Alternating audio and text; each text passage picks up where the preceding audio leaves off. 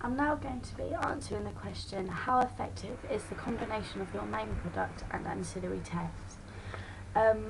I needed to create a brand identity with all three of my products. Firstly, I did that by house colours. I used the rule of three because it's simple and it makes the products easy to recognise. I used a bright orange on the logo to represent the sun in the video because that's like a big feature. I also used black, which symbolises the night time, which again is also featured in the video.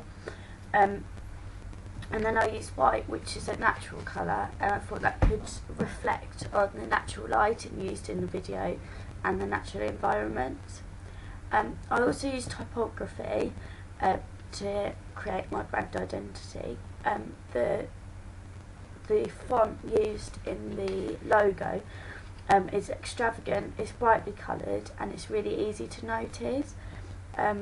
It's a combination of serif and sans serif fonts because I wanted my target audience, like of male and female audiences, to reflect in this. And I thought that's the best way because obviously serif being more masculine and sans serif being more feminine. And then the rest of the font, because the logo is so extravagant, I decided to go for something more simple. It's simple but it is still bold, and that's the font that I used across the rest of the ancillary tasks. It's eye-catching and it's really easy to read because I thought that was really important because of this extravagant font. I didn't want to overcrowd the page.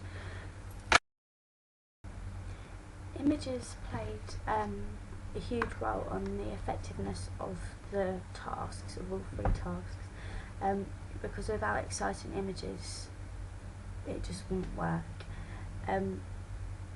I use similar images to those of the indie genre. From looking at the research, the Mystery Jets use a lot of direct address in their videos, so I wanted this to come across in mine, and also through the ancillary tasks. We use really bright colours and interesting locations, which help to create really interesting images in the video, and also the bright colours of the ancillary task as well. It makes your products more memorable because people have seen these bright colours and they've gone wow, whereas sometimes people just go, oh, that's good. But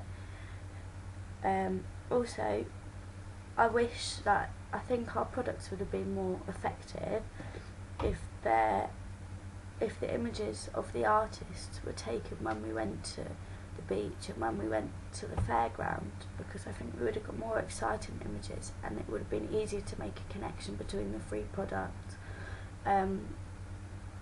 So if I could do it again, that's what I'd do to make it more effective.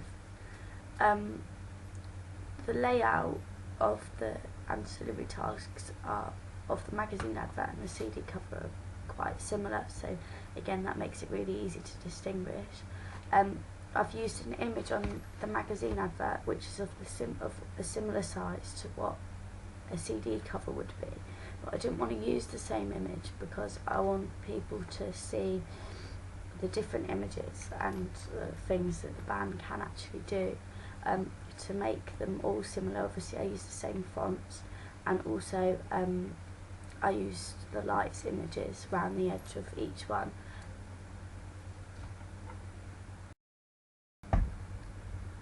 By using image motifs, it allows audiences to easily distinguish your band from another band because they've already seen certain images before.